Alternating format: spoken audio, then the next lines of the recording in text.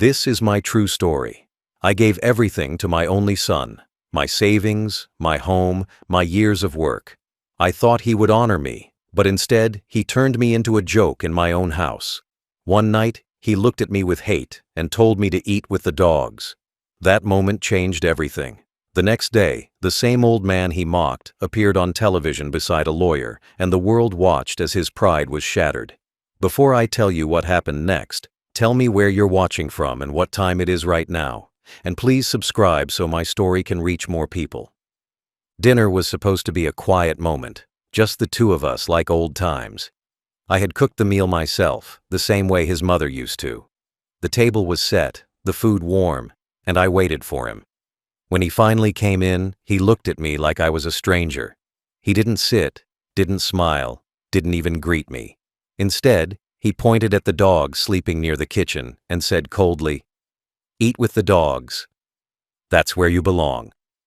Then he walked away laughing, as if what he said was just a joke. But it wasn't. It was a knife through the chest. I stood there, holding the plate in my trembling hands, staring at the chair where he used to sit when he was little. I remembered the boy who once refused to eat unless I sat beside him. Now that same boy had grown into a man who thought I wasn't worth a seat at his table. My heart felt heavy, not from anger, but from disbelief. I had given him everything, my money, my time, my health, and in return, he gave me humiliation. The dogs lifted their heads, wagged their tails, waiting for me. So I took my plate and walked outside. The night air was cold, but it felt kinder than the warmth inside that house. I sat by the porch where the dogs ate. They gathered around me, licking my hands, their eyes full of trust and loyalty. I broke the bread in half and shared it with them. They didn't care who I was or what I had lost. They were just happy I was there. As I ate, I thought about the irony. I had built that house brick by brick so my son would never feel hunger or shame. Now I was the one sitting outside, sharing food with animals, because my own child couldn't share a meal with me. I didn't cry. The tears had dried years ago when I first realized my son only visited when he wanted money. But that night, something deeper broke inside me, the last piece of hope that he would ever change. The dogs lay beside me after we finished. One of them rested its head on my knee, as if trying to comfort me. I patted its fur slowly, feeling the warmth of something pure. It's strange how animals understand pain better than humans sometimes. I sat there until the moon rose high, thinking of all the times I had forgiven my son's arrogance, his cold words, his disrespect. But this was different. This was the night I stopped being a father and started being a man again, one who refused to be treated like dirt. When I finally went back inside, the lights were off. He was gone, probably out with his friends, spending the money I had earned. The dining table still had his untouched food, and beside it, his glass of wine half full. I poured it down the sink, cleaned the dishes, and went to bed. But sleep never came. Every time I closed my eyes, I heard his voice. "Eat with the dogs." It echoed in my head like a curse, reminding me that love can die quietly when pride takes its place. That night, lying awake, I made a silent promise to myself. I would no longer beg for respect from someone who didn't know its meaning. I would no longer stay silent while he walked over the years I sacrificed for him. He thought I was weak, that I would just accept it and move on. But he had forgotten something. I built his entire world, and I could take it back. As the first light of morning crept through the window, I looked around the house, my house, and realized it was time to remind him who made him who he is. I may have eaten with the dogs that night, but the next time he saw me, he wouldn't be able to look me in the eye without seeing what he'd lost. The next morning, the house was still. The kind of silence that doesn't bring peace. It brings weight. I sat at the same table where the insult had been spoken, staring at the empty chair across from me. His plate was gone, but the memory of his words stayed. I made my tea slowly, listening to the faint hum of the refrigerator and the dogs moving outside. That sound was the only sign of life left in that house. My son didn't come downstairs. He had left early for work, or maybe just didn't want to face me. Either way, I didn't care. Something had died the night before, and I knew it wasn't just my pride. I didn't tell anyone. I didn't call friends, didn't complain to neighbors. There was nothing to explain that could make sense. How do you tell people that your own child, the one you raised alone after his mother passed, told you to eat with the dogs? They'd either pity me or pretend to understand, and I didn't want either. So, I stayed quiet. I washed the dishes, cleaned the table, and fed the dogs again. They looked at me with those same loyal eyes, waiting for a smile. I gave them one, small and tired. They didn't need words to understand pain. The silence in the house stretched into the afternoon. I could hear the clock ticking louder than usual. Every tick felt like a reminder of birthdays I spent alone, of nights waiting for him to come home safe, of all the times I gave him my share of food when money was tight. The silence was heavy because it carried all the noise from the past, the laughter that used to fill these rooms, the echoes of a family that no longer existed. I realized then that this wasn't a home anymore. It was just a house built on the ashes of gratitude. When he came back that evening, he didn't speak to me. He walked past me as if I was part of the furniture. His shoes left dirt on the floor, his cologne filled the air, and his voice spoke only to someone on the phone, laughing, joking, living a life where I didn't exist. I watched from the corner of my eye as he grabbed his dinner, ate quickly, and went upstairs. He didn't even look at me. Not once. That was the moment I stopped being invisible and became indifferent. It's one thing to be unseen. It's another to stop caring if you ever are.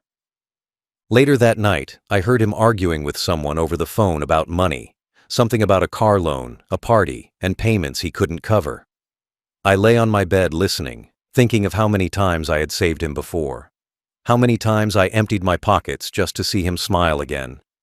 I realized now that all I'd done was teach him that love means never facing consequences. That was my mistake. I raised him to believe forgiveness was endless. But forgiveness has a cost, and I had paid enough. When the noise upstairs stopped, I turned off the lights and sat in the dark. My mind was quiet, but not calm. I wasn't angry. Anger is sharp and burns fast. This was colder, deeper. It was the silence of someone who has accepted that love can turn into humiliation if you let it. I thought about the future, about what would happen when I was gone. Everything I owned, everything I built, would be his by law. And that thought filled me with disgust. The man who couldn't offer his father a seat at the table didn't deserve the roof above it. That night, I made a decision. I didn't shout. I didn't plan revenge out of rage. I planned justice out of peace, the kind of peace that comes after pain. I looked around the house one last time, the pictures on the wall, the furniture I bought with my first bonus, the garden his mother loved. And I realized something simple. It was all wasted on someone who valued nothing but himself. When the morning came, I packed a small bag. My heart was steady. I had one goal, one truth, one final act to make things right. I would not die in a house where I had been told to eat with the dogs. I would leave behind something far more powerful than money, a lesson he would never forget. That night was long and cold. The walls of that house felt tighter, as if they knew what had been said inside them. I sat in the dark, no lights on, just the ticking clock echoing through the empty rooms.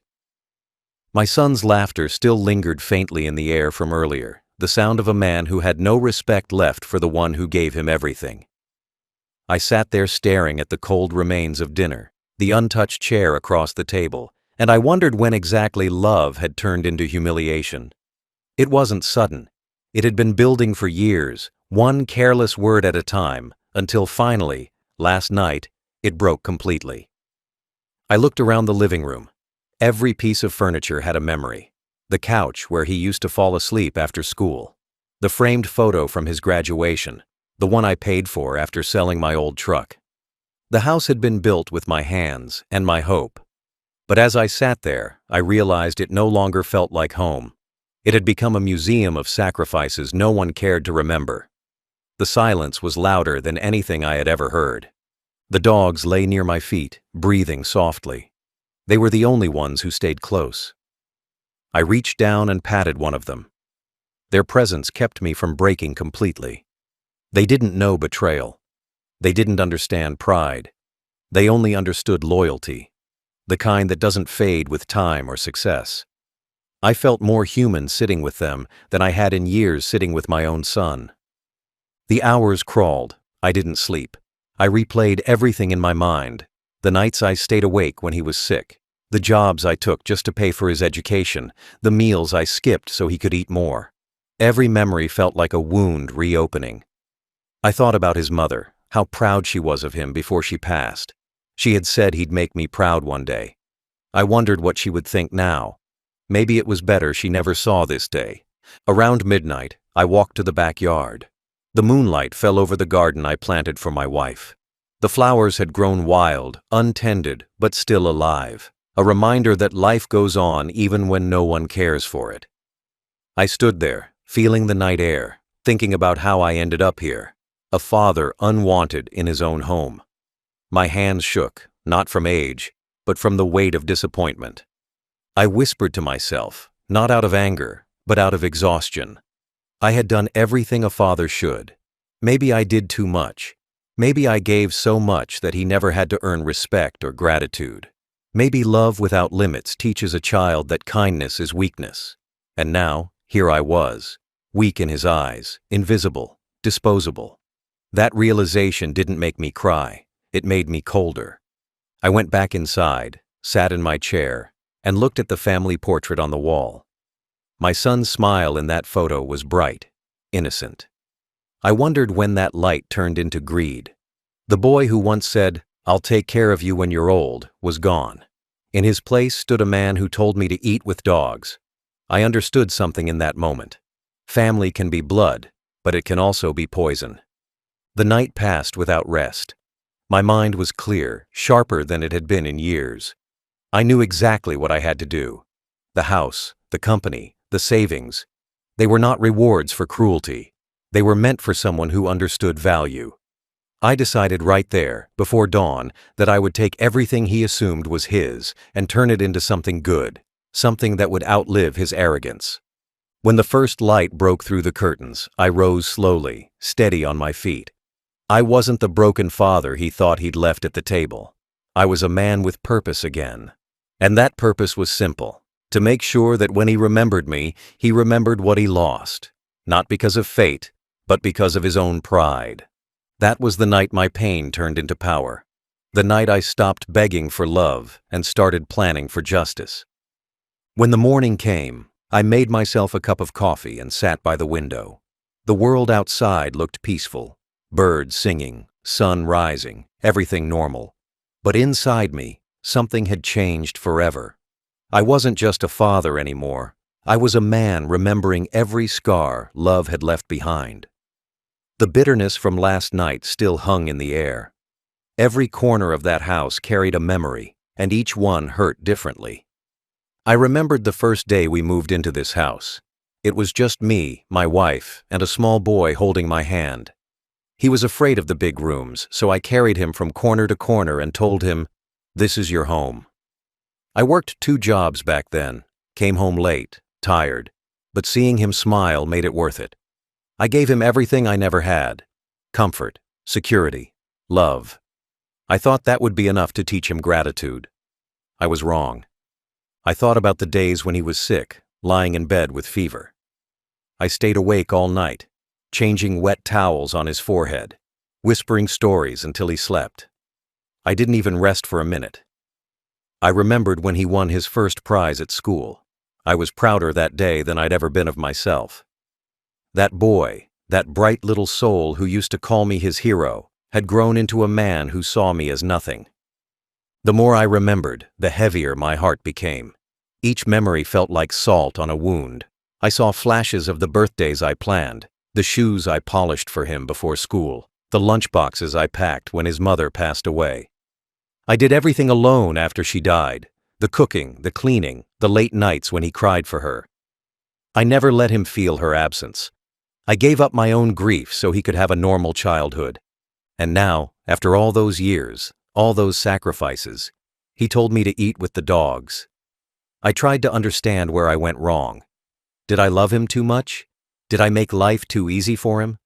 Maybe I should have let him struggle, let him learn what hunger and hard work feel like.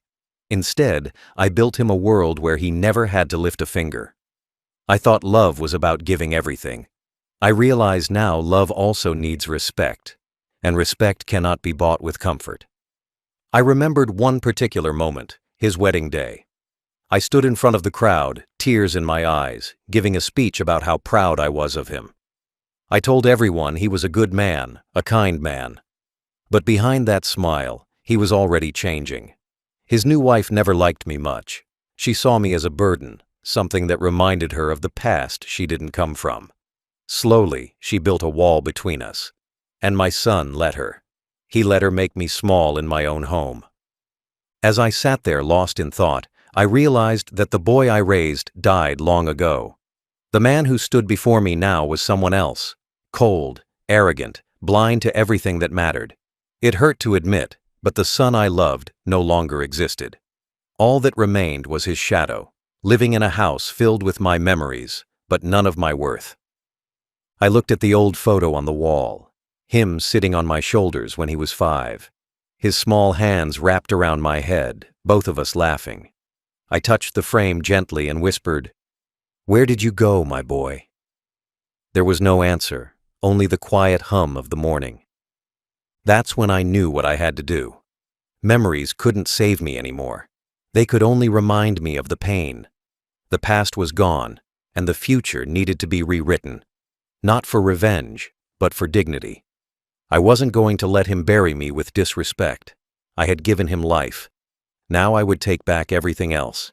That memory of love, sacrifice, and betrayal became the fire that fueled what came next. The day he told me to eat with the dogs was the day I decided to teach him what happens when a father stops forgiving. The truth hit me one morning like cold water. I was sitting at the same kitchen table, watching the sunlight spill through the curtains, and I realized something simple but painful. Love doesn't always last, but respect should. My son had taken both and thrown them away. I had spent years believing that my sacrifices built his success, but all I really built was his arrogance. Every time I said, "It's okay," I gave him permission to forget who made his world possible. That morning, I stopped saying it's okay. I looked around my house, every wall, every photo, every chair. All of it carried my fingerprints. I built this home from scratch after his mother died. I worked through nights with no sleep, carried bricks myself when I couldn't afford help, and still smiled when he called me old-fashioned. I had created something from nothing, and now I was treated like nothing inside it. That realization burned deeper than any insult. I wasn't living in my home anymore. I was surviving inside his comfort. I understood then that kindness can turn into weakness when given to the wrong people. My son didn't become cruel overnight. He learned slowly. Every time I forgave him for disrespect, every time I let his words slide because I loved him too much to argue. I had mistaken silence for peace, but silence only taught him that my love would never fight back. That was my failure as a father, not loving too little, but loving without boundaries. That morning, I went into my bedroom and opened the drawer where I kept the property papers. My hands trembled, not from age, but from decision. I stared at my name written there, bold and clear. The owner of everything he thought was his. The cars he drove, the land he bragged about, the business he used to impress his friends, all of it came from me. It was then I realized how easy it would be to take it all back. Not out of revenge, but justice. He had turned my generosity into his entitlement. That had to end.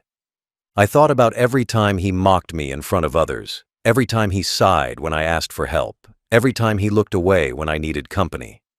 Those weren't small moments.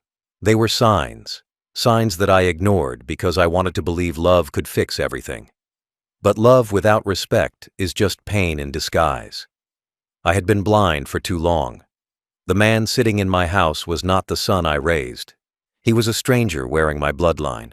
As I stood there, holding those papers, I remembered something my father once said before he died. "You can give a man money, but you can't give him heart." I finally understood what he meant. My son had everything money could buy, but nothing that love should build. No gratitude, no humility, no conscience. And that was my fault. I had raised him in comfort, but never in consequence. I sat down on the bed and decided that I wouldn't cry anymore. Tears wouldn't change anything. I was done being the quiet victim in my own story. The realization wasn't just painful. It was freeing. For the first time in years, I felt in control again. I knew what had to be done. Not just to teach him a lesson, but to give myself peace. I deserved that much. As I put the papers back, I whispered to myself, no more begging for respect. The man who walked out of that room wasn't a broken father anymore. He was someone who finally saw the truth, that sometimes, to save your dignity, you must let go of your own blood. That was the morning I stopped being afraid of losing my son, because I realized he was already gone.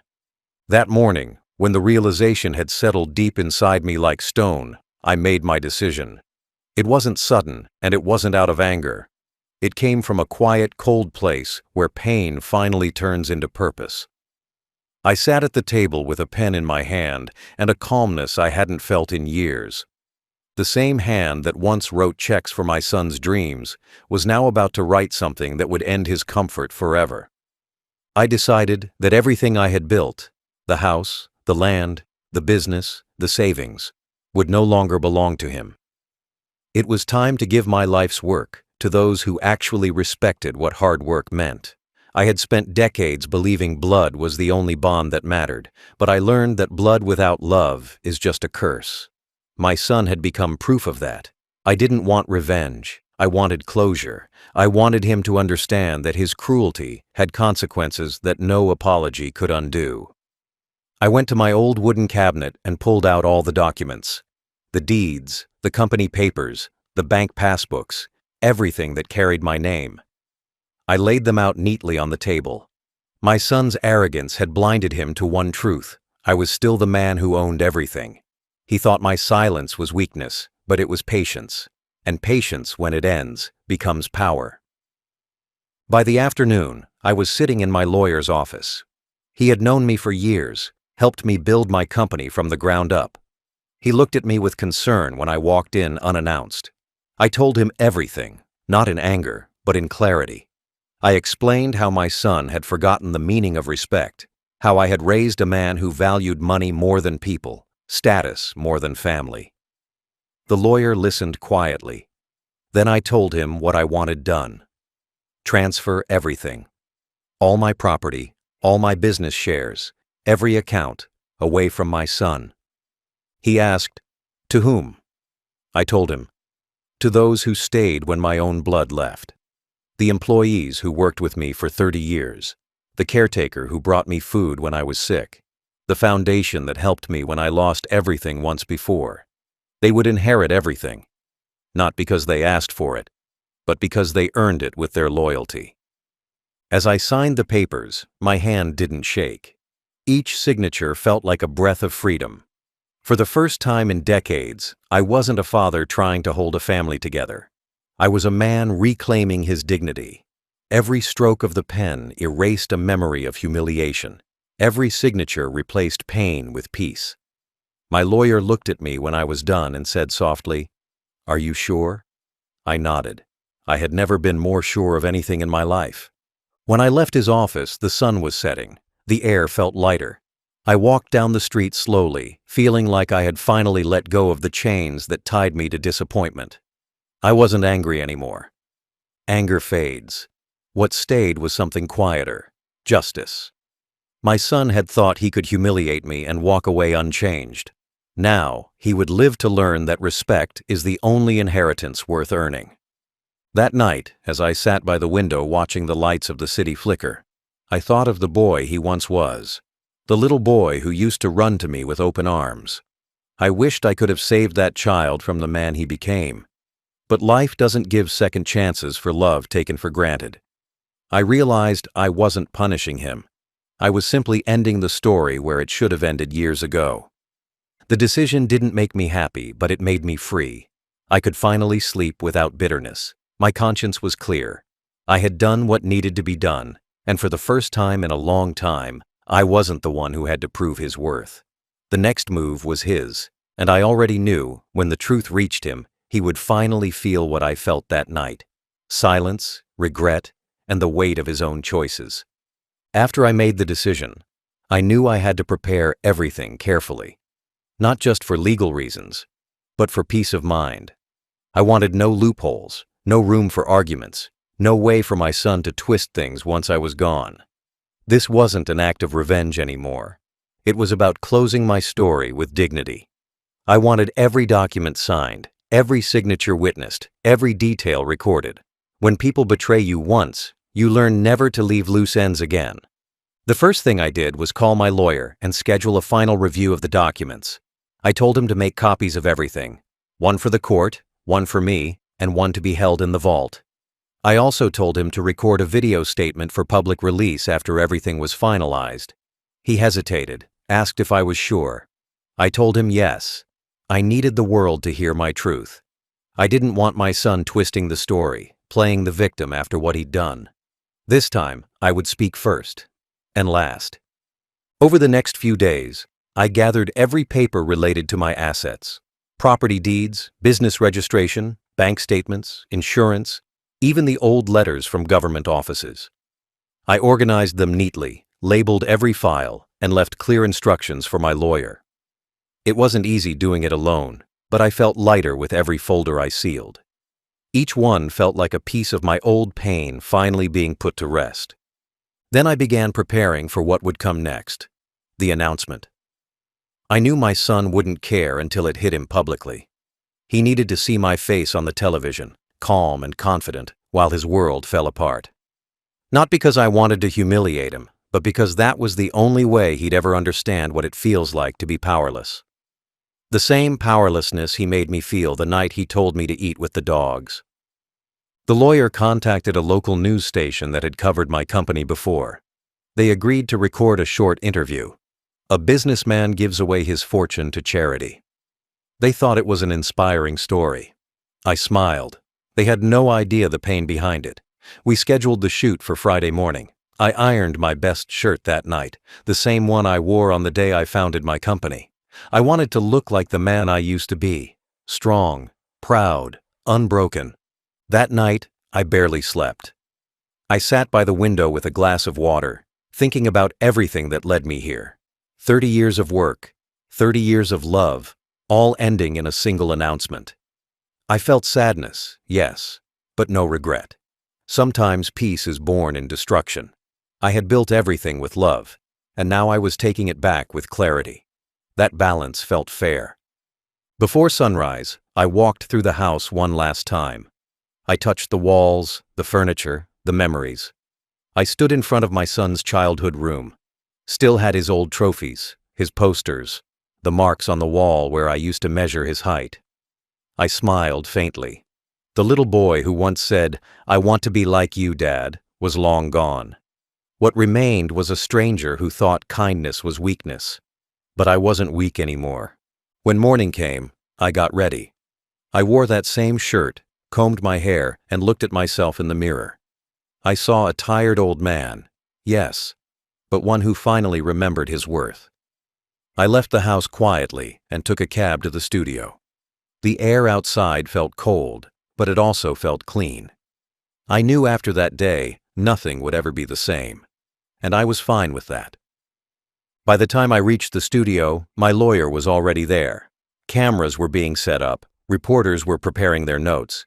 He handed me a paper, the official statement transferring everything to charity. I signed it in front of them all, my name, my signature, my freedom, and when they asked me why I did it, I just said, because respect is worth more than inheritance. The cameras captured it all. That was the moment my silence ended. The day of the broadcast felt heavier than any I had lived before. I sat in front of the cameras under bright lights, and for the first time in years, I wasn't nervous. My hands rested steady on the table. My lawyer sat beside me, ready with the papers. The reporters adjusted their mics, and one of them said softly, "We're live." The red light blinked on, and my story began. I looked straight into the camera, not as a businessman, not as a father, but as a man finally taking back his dignity. I started by thanking everyone who had supported me through my years of work. The people who stood by me, not because they needed something, but because they believed in me. Then, without emotion, I told them the truth. I said that family doesn't always mean love, that sometimes the people who share your name will use it to take everything you've earned. The room went silent. The cameras zoomed in closer. I could feel the weight of every word filling the air. Then I said the words that would make headlines. As of today, I have signed every right to my properties, businesses, and accounts over to the people who stayed loyal, my workers, my caretakers, and the charities that actually care for the old and forgotten. The lawyer slid the documents across the table and confirmed the signatures. It was legal. Final. There would be no going back. My voice didn't shake once. I was calm, not because I felt joy, but because I felt finished. When the cameras cut, the reporters surrounded me with questions. Why? How? Who? I didn't answer most of them. I just said, some lessons need to be learned the hard way. Then I stood up, thanked the crew, and walked out of the studio. I didn't look back. I didn't need to. I knew that by now, every TV in my city was showing my face. Every headline was printing my name beside the words, "Donated everything."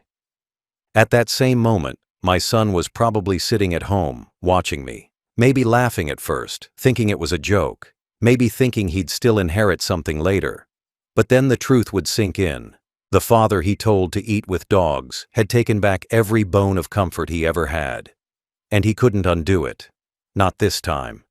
The lawyer made sure of that. My voice echoed through every screen, every speaker, telling the world what respect truly meant. When I reached home later that evening, my phone was already vibrating nonstop. Calls from numbers I recognized, and some I didn't. My son had called 15 times, no message, just missed calls. I didn't answer. Let him feel what I felt those nights he ignored me at the dinner table. Let silence speak the truth he never cared to hear. The more it rang, the calmer I felt. Revenge wasn't needed anymore. Justice had already spoken.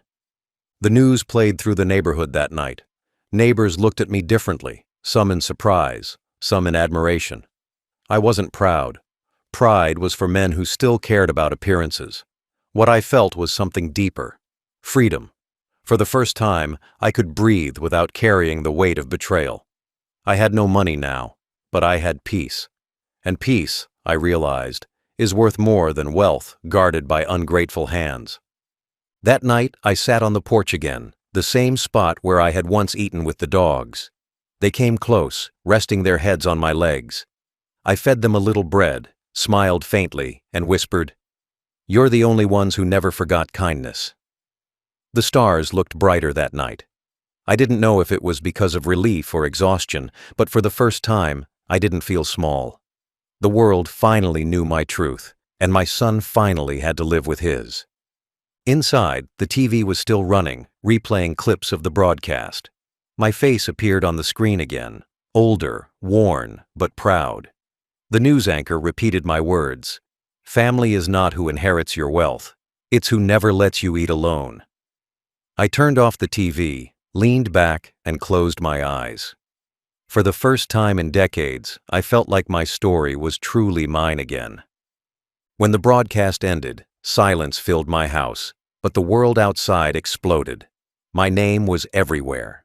My phone buzzed, messages poured in, and the same people who once ignored me suddenly wanted to talk. But among all the calls, one name stood out, my son. He called again and again, 20, 30 times. No words left in voicemails, just silence. Maybe he didn't know what to say. Maybe he couldn't believe what he'd seen. For once, the man who always had something cruel to say had no words left. That night, I didn't pick up. I wanted him to feel what real silence felt like. The kind that sits heavy in your chest and doesn't let you breathe. I wanted him to remember the silence of the night he told me to eat with the dogs, the silence that followed my humiliation. I wanted him to taste it now, not from hate, but from justice. Some lessons can't be taught with lectures. They need silence and consequence. By morning, the news spread everywhere. The neighbors whispered, the newspapers printed my photo, and the television kept replaying my words. I saw my son's name trending online. "Ungrateful heir loses everything," the headlines read. The same people he tried to impress were now laughing behind his back.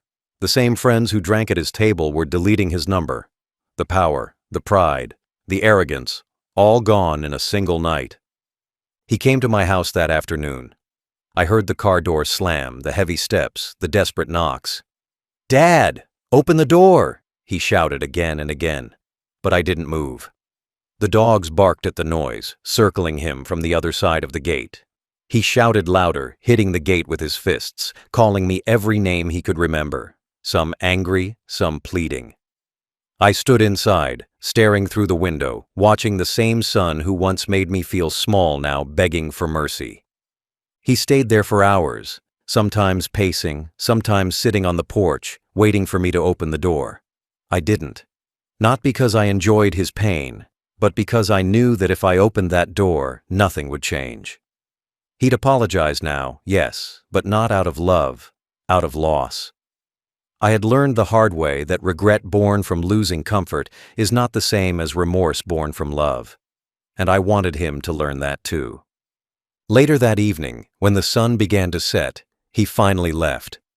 But before he did, he looked back one last time, not in anger, but in defeat. His shoulders dropped, his pride gone. The man who once thought I was beneath him finally realized who made his world possible. It took losing everything for him to understand what family really meant.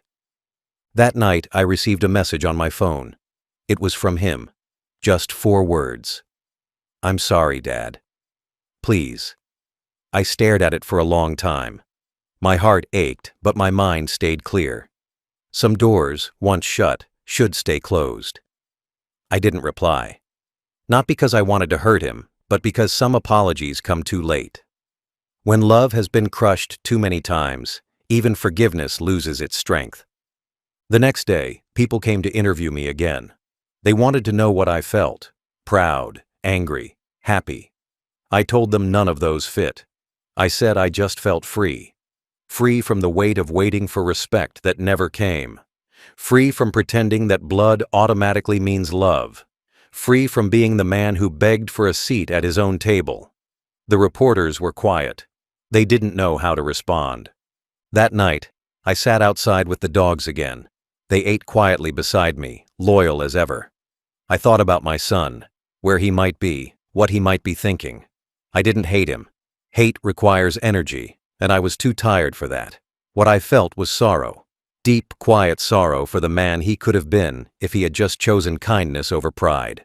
But now, all he had left was silence, and all I had left was peace. The justice didn't come from the court or from anyone's apology. It came in silence, in time, and in truth. Days passed after the broadcast, and slowly, I began to see how everything balanced itself. People who had once turned their faces away from me now greeted me with respect. They no longer saw an old, weak man. They saw someone who stood for his own dignity. But more than that, they saw a warning. Never forget the hands that fed you. That was justice enough for me. My son tried many times to reach me after that. Calls, letters, people knocking on my door on his behalf. He even came one night, waited outside in the cold, sitting on the same porch where I had once eaten with the dogs. But I didn't open the door.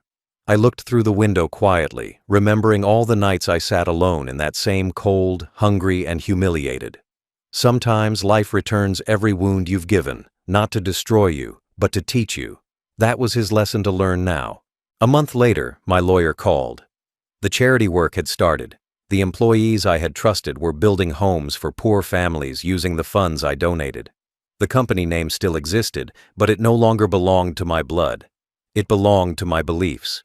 That, to me, was justice too. My legacy wasn't gone.